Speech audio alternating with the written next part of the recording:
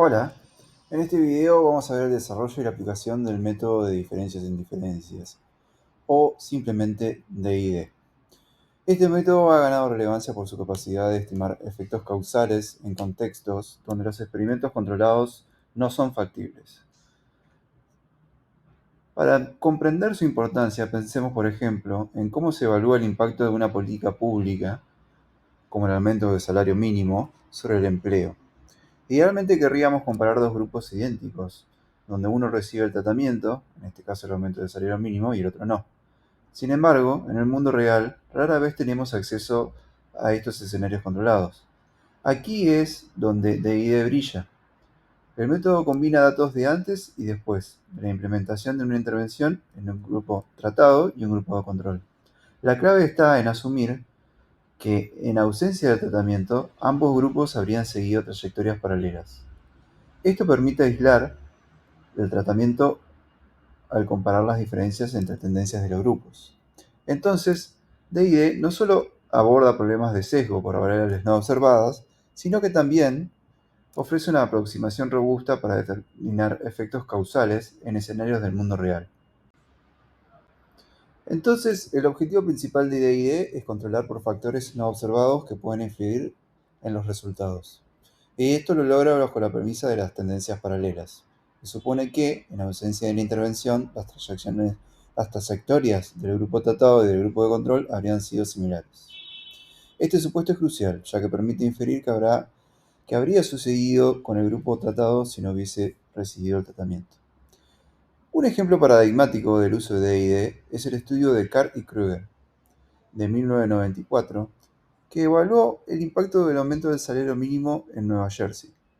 En abril de 1992, Nueva Jersey elevó su salario mínimo de $4,25 a $5,05 por hora, mientras que Pensilvania, estado vecino, mantuvo su salario mínimo sin cambios. Ambos estados comparten características socioeconómicas similares, lo que convierte a Pensilvania en un grupo de control ideal para comparar. El análisis se centró en restaurantes de comida rápida, un sector donde la mayoría de los trabajadores perciben el salario mínimo. Carr y Kruger recolectaron datos sobre el empleo en estos establecimientos en febrero de 1992, antes del aumento, y nuevamente en noviembre del mismo año, después del aumento. Utilizando el enfoque de D&D, compararon los cambios en el empleo de Nueva Jersey con los de Pensilvania. Matemáticamente, el método implicaba calcular la diferencia en el resultado, en este caso el empleo, antes y después del tratamiento para ambos grupos, y luego tomar la diferencia entre esas dos diferencias. Los resultados del estudio fueron sorprendentes. Contrariamente a las predicciones de la teoría económica tradicional, que sostiene que un aumento en el salario mínimo reduce la demanda laboral, el empleo de los restaurantes de Nueva Jersey no disminuyó significativamente en comparación con Pensilvania. De hecho, hubo un leve aumento en el empleo de Nueva Jersey, desafiando la creencia común de que los aumentos en el salario mínimo perjudican a los trabajadores al reducir las oportunidades laborales. Este ejemplo ilustra cómo el D&D permite evaluar de manera robusta el impacto de las políticas públicas contra los factores no observados, que podrían acercar los resultados. Sin embargo, el método no está exento de limitaciones. La validez de las conclusiones depende de la validez de la premisa de tendencias paralelas. Si las trayectorias entre los grupos no son paralelas debido a factores externos, las estimaciones podrían estar sesgadas. El método D&D utiliza una regresión lineal para calcular el impacto de un tratamiento o intervención. Esta regresión incluye la variable alfa, que representa las características propias de cada estado, que no cambian en el tiempo, por ejemplo, diferencias económicas estructurales; la variable delta, que capturan los eventos o cambios generales que afectan a todos los grupos en un momento específico; y la iteración del tratamiento. Esta variable indica si un estado o grupo específico está tratado en un determinado momento, por ejemplo, si un estado implementa una política. El término clave en esta regresión es el coeficiente beta. Este mide el ejemplo del tratamiento, es decir, cuando cambió la variable de interés, como el empleo o los ingresos, en el grupo tratado, en comparación con lo que se habría esperado en ausencia de tratamiento. La regresión controla los efectos individuales del estado y del tiempo, asegurando que el impacto estimado del tratamiento beta no se vea influido por diferencias iniciales entre estados o por tendencias generales en el tiempo. En otras palabras, beta refleja únicamente el cambio diferencial causado por el tratamiento. Esto permite estimar de forma precisa el impacto del tratamiento, aislando factores externos que podrían distorsionar el análisis. El cálculo de diferencias e indiferencias se puede representar matemáticamente como la variación de I tratamiento menos la variación de I control. Este enfoque elimina factores constantes en el tiempo para cada grupo y controla por tendencias generales compartidas entre ambos. Entonces, el método DID demuestra ser robusto, una herramienta clave para analizar efectos causales en políticas o programas sociales, donde no es posible realizar eventos controlados. Su principal fortaleza es controlar implícitamente variables no observadas que son constantes en el tiempo, como diferencias estructurales entre grupos. Además, el modelo puede extenderse para abordar escenarios más complejos, como la existencia de múltiples periodos o grupos tratados y de control. Estas extensiones le permiten analizar políticas más complejas, implementadas en diferentes momentos o con intensidades variables de tratamiento, enriqueciendo la capacidad de DIE para generar conclusiones más complejas. Hemos encontrado algunos ejemplos de aplicaciones reales, además del que ya explicamos, de Cardy-Krueger, que desafió las expectativas tradicionales de la economía. Encontramos también aplicaciones en políticas de educación, donde se analizó el impacto de un cambio en el calendario escolar en Alemania, cuando en 1966 la mayoría de los estados ajustaron el inicio del año escolar de primavera a otoño, reduciendo 2 ciclos escolares consecutivos. Al comparar con Bavaria, que no aceptó el cambio, Pischke encontró que los ciclos más cortos aumentaron temporalmente las tasas de repetición de grado en los estados afectados. También encontramos un estudio que evalúa programas de formación. Cancinos y Sánchez Braza, en la Universidad de Sevilla, aplicaron DID a datos simulados para evaluar programas públicos de formación. Sus resultados indicaron que estas iniciativas tienen efectos positivos en los ingresos laborales, mostrando cómo esta metodología puede medir el impacto de políticas de desarrollo laboral. También lo hemos visto en finanzas verdes y mitigación del cambio climático. La UAS investigaron el financiamiento verde cómo influye en el uso de energías renovables y la reducción de emisiones de carbono en economías emergentes como los países BRICS y el N11. Usando el método DID, demostraron que las políticas de financiamiento ambiental pueden promover la sostenibilidad económica y la reducción en mercados de desarrollo. También vimos el impacto del conflicto Rusia-Ucrania en empresas chinas. Zhang analizó el conflicto Rusia-Ucrania y cómo ésta afectó las decisiones de retención de efectivo de empresas chinas vinculadas comercialmente con estos países. Su estudio reveló que las empresas no estatales y orientadas a la exportación tienden a acumular dinero efectivo como medida de precaución frente a la incertidumbre geopolítica. Esto refuerza la utilidad de DID para entender cómo efectos globales impactan en el comportamiento financiero corporativo. También vimos cómo se puede estudiar la elasticidad del precio de la demanda de combustibles en España. Barrada Mesa utilizó el método DID para evaluar cómo un cambio en el impuesto sobre hidrocarburos afectó el insumo de gasolina y diésel en España. Su análisis mostró que un incremento en el impuesto redujo la demanda de combustibles, destacando cómo las políticas fiscales influyen en el comportamiento del consumidor y en la dinámica de precios de sectores específicos.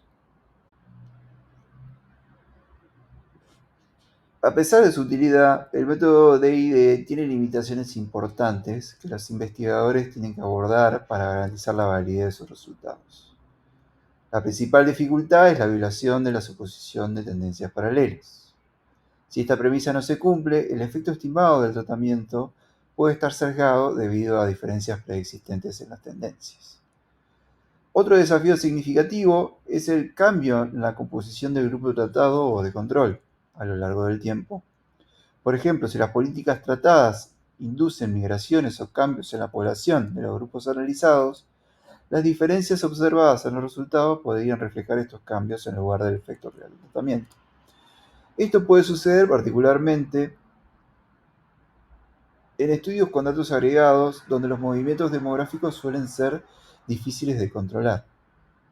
Para evaluar la robustez de los resultados obtenidos con el DID, se pueden implementar varias estrategias. Una de ellas es utilizar tendencias específicas por estado o unidad analizada. Esto implica incluir términos de interacción entre las variables temporales y las características específicas de los estados o regiones.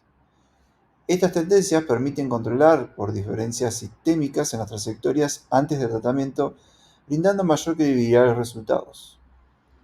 Otra estrategia es incorporar variables de control adicionales que pueden estar correlacionadas con la variable dependiente y con el tratamiento. Por ejemplo, en estudios laborales, incluir datos sobre tasas de desempleo o indicadores macroeconómicos puede ayudar a aislar el efecto del tratamiento. Sin embargo, es crucial garantizar que estas variables no sean consecuencia del propio tratamiento, para evitar el problema de malos controles. Además, las pruebas placebo son herramientas útiles para evaluar la validez del diseño. Estas pruebas consisten en aplicar el mismo análisis a periodos o grupos donde se sabe que no hubo tratamiento. Si los efectos estimados en estas pruebas son significativos, podría ser una señal de que las estimaciones originales están sesgadas por factores externos. Otra prueba complementaria es verificar la anticipación del efecto. Esto implica analizar si los resultados comienzan a cambiar antes de la implementación del tratamiento. Si se observan cambios previos, es posible que los efectos estimados no se deban al tratamiento, sino a factores concomitantes que coincidieron con su implementación. En conclusión, aunque DID es una herramienta potente, su validez depende de la atención cuidadosa a sus limitaciones. El uso de estrategias como tendencias específicas, controles adicionales y pruebas de placebo, aunque pueden mejorar la robustez y credibilidad de los resultados, permitiendo una mejor inferencia causal en estudios aplicados. En conclusión, DID nos permite la comparación de cambios en un grupo tratado y un grupo de control, después de una intervención para identificar el impacto de políticas o eventos sobre una variable clave. Un aspecto esencial de DID es su capacidad para controlar de manera implícita factores no observados, que son constantes en el tiempo. Esto lo hace ideal para contextos observacionales donde las diferencias iniciales entre grupos pueden sesgar los resultados si no se controlan adecuadamente. Estudios clásicos como el de Carter-Krueger sobre el impacto del salero mínimo han demostrado la utilidad al revelar efectos que desafían teorías tradicionales o generan nuevas perspectivas en el diseño de otras teorías. Sin embargo, para que las conclusiones obtenidas sean válidas, es crucial que los supuestos subyacentes al modelo se validen cuidadosamente.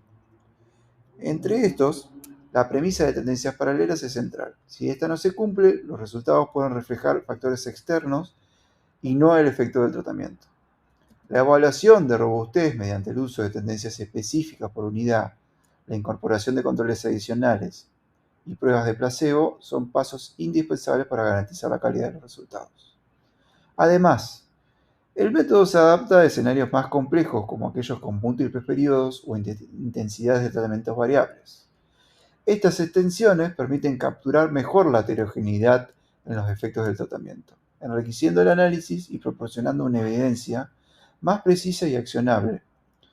Sin embargo, estas adaptaciones también requieren de un diseño estadístico cuidadoso y datos adecuados para evitar interpretaciones erróneas.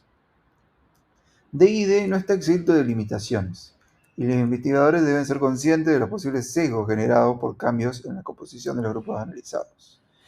Estas limitaciones subrayan la importancia de complementar el análisis con otras metodologías cuando sea posible, para que sean transparentes en la presentación de resultados y supuestos. En resumen, el método de diferencias y diferencias es una herramienta poderosa que combina simplicidad y rigor para abordar preguntas causales en contextos observacionales. Sus posibles fuentes de sesgo pueden verse eh, resueltas. Cuando se aplica con cuidado, el DID puede proporcionar información valiosa para evaluar políticas públicas, diseñar programas más efectivos y entender mejor las dinámicas sociales y económicas. Buen día, soy Víctor Sánchez del Grupo 10 y voy a continuar con la explicación sobre nuestro proyecto de diferencias y diferencias. Ahora me voy a enfocar en lo referente a la metodología y el desarrollo del modelo que aplicamos para nuestro proyecto. Nuestro proyecto fue hecho usando el lenguaje R en el ambiente de RStudio y las librerías que usamos fueron dplyr, tidyr y Broom para el manejo de los datos, RobustBase para la aplicación de un modelo robusto que explicaré más adelante. Y por último, ggplot2, que fue la librería que usamos para algunas gráficas de análisis y evaluación que realizamos. El dataset que escogimos para este proyecto fue obtenido del Banco Mundial. Son los precios de las commodities que tiene existente desde 1960 hasta el presente. Entre estas commodities encontramos a las cuatro variables de nuestro estudio: el petróleo y el gas natural, que son las variables de experimento, y el café y el aceite de coco, que vendrán a ser las variables de control. A este dataset le realizamos ciertos cambios que nos facilitarían el manejo y el uso de nuestro proyecto. Por ejemplo, creamos una nueva variable que tiene el formato de fechas para poder realizar el análisis temporal correspondiente. En lo referente a los precios de cada commodity, al estar en dólares sobre la unidad específica en la que se vende o en la que se suele comercializar, realizamos una normalización min-max que nos permita tener en una cierta misma escala a estas variables. Y por último, filtramos el dataset para que solo se considere información a partir de marzo del 2020, que vendría a ser 2 años antes del inicio de la guerra entre Rusia y Ucrania, que es nuestro conflicto a analizar. Una vez tuvimos nuestro dataset preparado, realizamos un análisis gráfico para verificar las tendencias que estas cuatro commodities tenían antes y después de la guerra de Ucrania. Como se puede observar, las cuatro commodities tenían un comportamiento similar previo al inicio de esta guerra, con un cierto aumento en el precio, y es cuando ocurre el inicio de la guerra que el gas natural y el petróleo tienen un aumento súbito que no se puede verificar en lo referente al café y el aceite de coco. Al realizar este análisis gráfico, nos permitió partir con el supuesto de que originalmente nuestras variables tenían un comportamiento similar y que es el evento, en este caso el inicio de la guerra, lo que alteró el posterior desarrollo del comportamiento de estas variables. Al tener esta certeza sobre nuestro proyecto, realizamos el modelo de diferencia en diferencias que identificamos nos iba a servir para nuestro análisis, en donde la variable y y t es el precio normalizado del commodity en el tiempo t. El tratamiento es la variable indicadora que va a tomar el valor 1 si es que el commodity no, donde la variable y va a ser el precio normalizado del commodity en el tiempo. La variable tratamiento va a ser aquella que nos indique si es un commodity de tratamiento, en este caso va a tener el valor de 1, o si es un commodity de control, por lo que tomaría el valor de 0. Tenemos la variable post, que es la que nos va a indicar si es un periodo posterior o previo a marzo de 2022.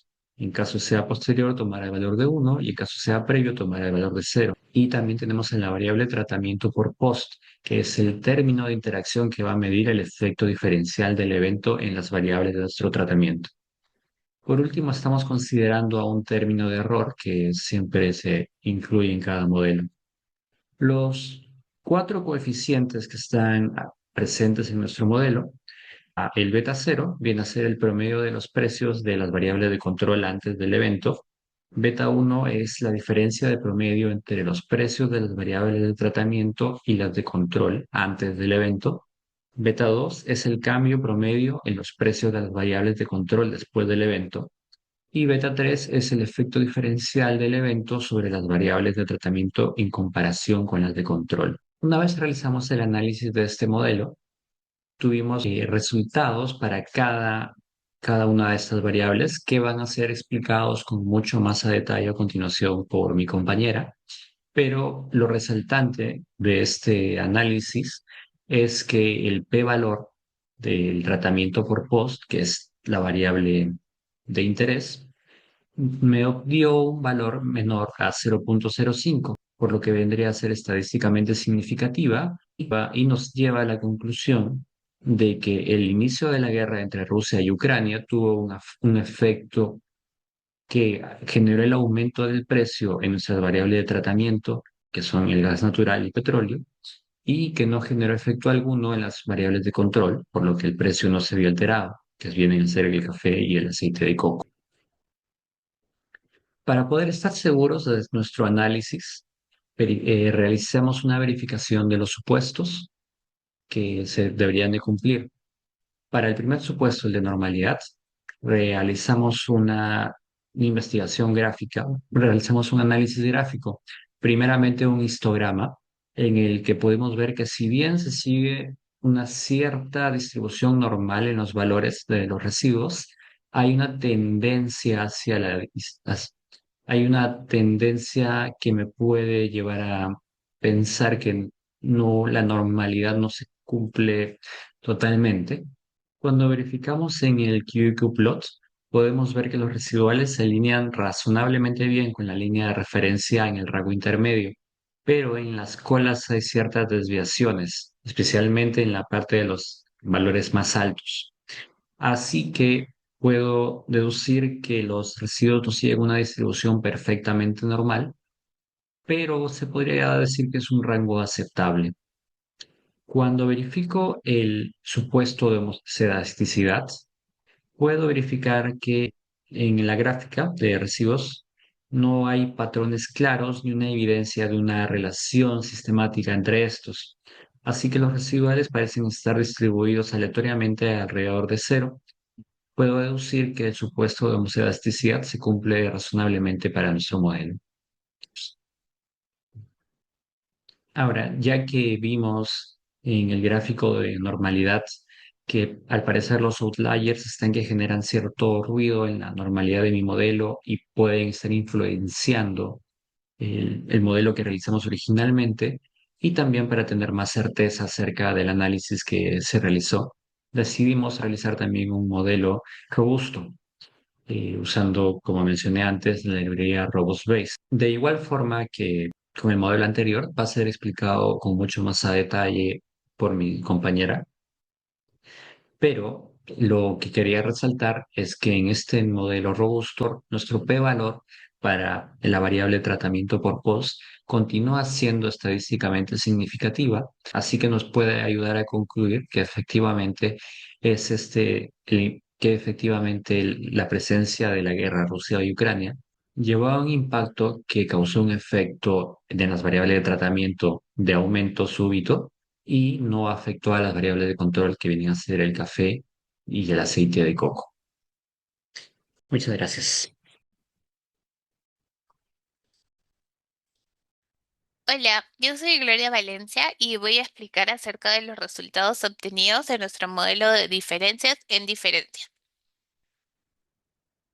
Iniciamos con el planteamiento de hipótesis.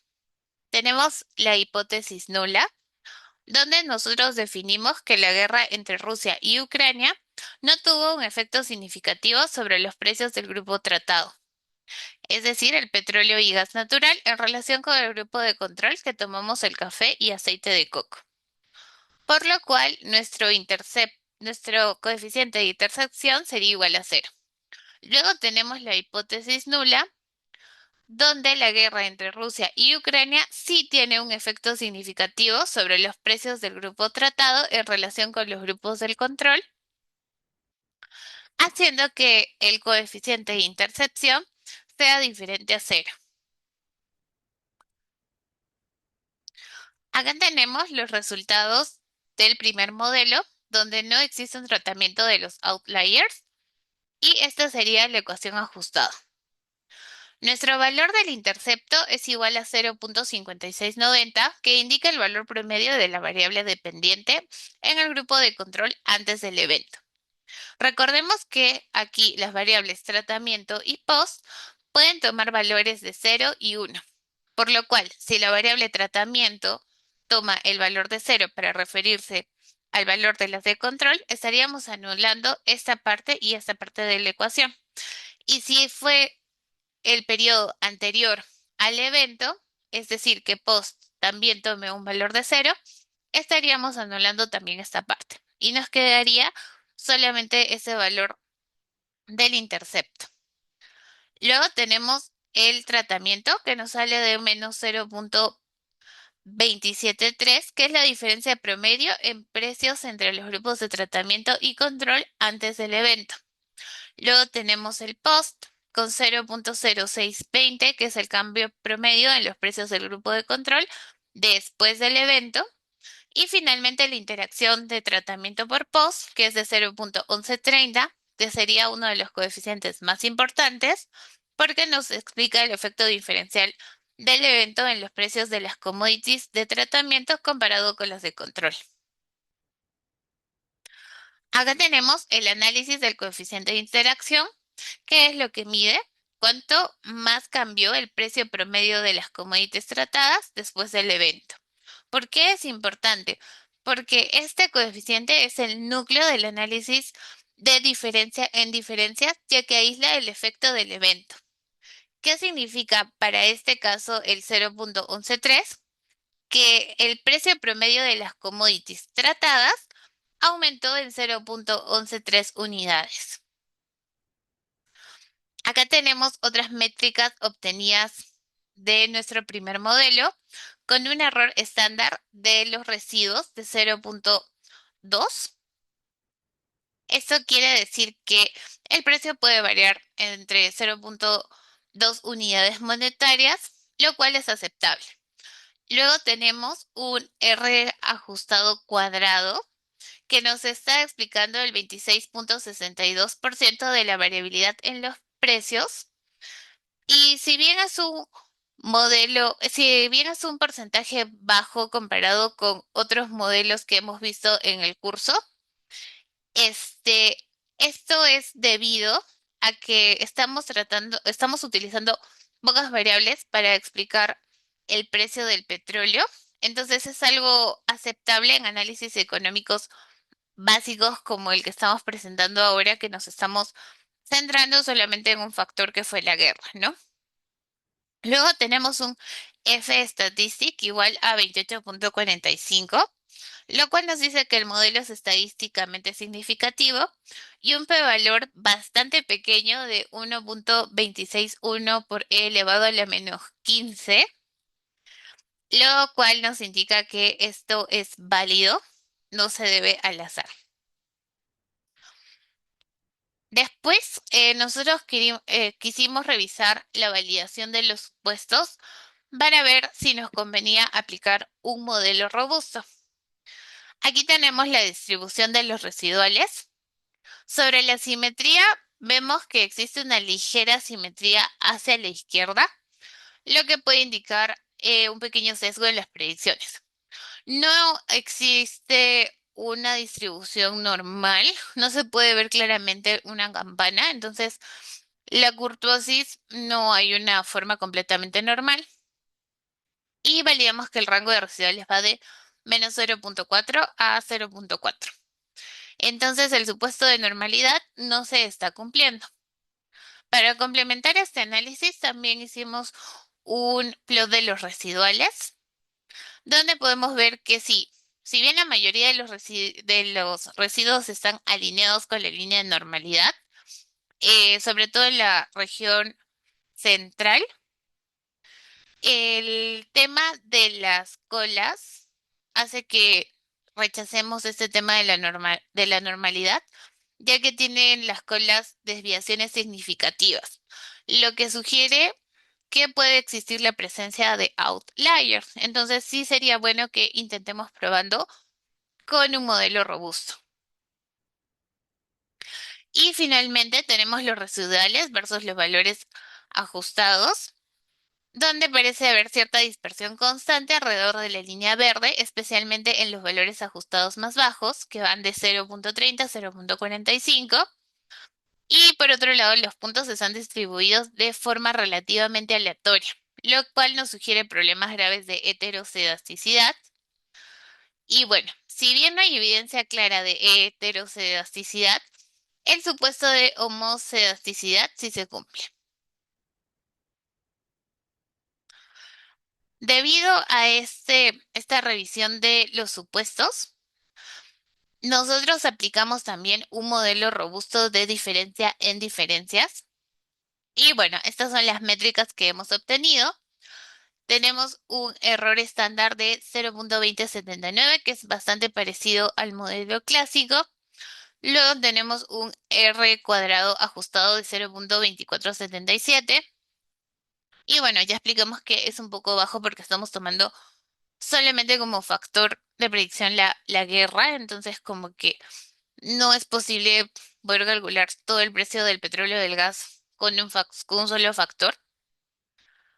Y bueno, con referente al p-value, en este tema del modelo robusto, nosotros no obtenemos el F statistic como que de manera tradicional, pero podemos guiarnos por el p-value que obtenemos por cada uno de de los coeficientes. Entonces, nosotros hemos obtenido un p-value de 0.0457 para el coeficiente de interacción, que sería este tratamiento post, lo cual hace válido nuestro modelo. Acá nosotros podemos comparar ambas ecuaciones. Son bastante parecidas. Sin embargo, hay una mejora del coeficiente de intersección, que es de interacción, disculpen, que es lo que más nos interesa, que varía de 0.113 a 0.121. Y bueno, en ambos casos se cumple que este evento de guerra hace que haya un incremento en el precio de las variables tratadas. Y bueno, el modelo robusto sí detecta un efecto ligeramente mayor. Finalmente, podemos concluir que el efecto del tratamiento, nuestro primer coeficiente, que sería antes del evento, las commodities tratadas presentaban precios significativamente más bajos que las de control. Luego, para nuestro coeficiente 2, que es el efecto post-evento, no hubo un cambio significativo en los precios del grupo de control después del evento. Y finalmente, para nuestro coeficiente de interacción, hubo un aumento de precios en el grupo tratado, que fue de 0.121 en nuestro modelo robusto, indicando un aumento significativo en los precios de las commodities en el grupo tratado, ¿no? Con estas conclusiones, finalmente podemos decir que se rechaza la hipótesis nula porque tuvimos un valor de 0.121 para el coeficiente de interacción y se acepta la hipótesis alternativa. La guerra entre Rusia y Ucrania sí tuvo un efecto significativo sobre los precios del grupo tratado en comparación con el grupo de control, café y aceite de coco. Y bueno, este resultado demuestra que el evento generó un impacto causal positivo y significativo en los precios del petróleo y gas natural. Muchísimas gracias por su atención.